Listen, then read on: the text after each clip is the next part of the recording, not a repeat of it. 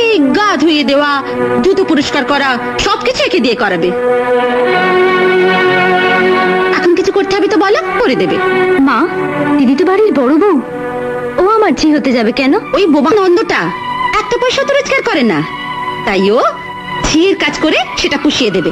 স্বামী রোজগার করে না বলে বাড়ির বড় বউকে ছোট বউয়ের ঝি হতে হবে? হ্যাঁ, তাই হতে হবে। কিছু মনে করবেন না মা, দিদির স্বামী রোজগার করে না বলে ওকে যদি আমার ঝি হতে হয়, তাহলে আপনার স্বামী মানে আমার শ্বশুর মশাই তো কিছু রোজগার করেন না।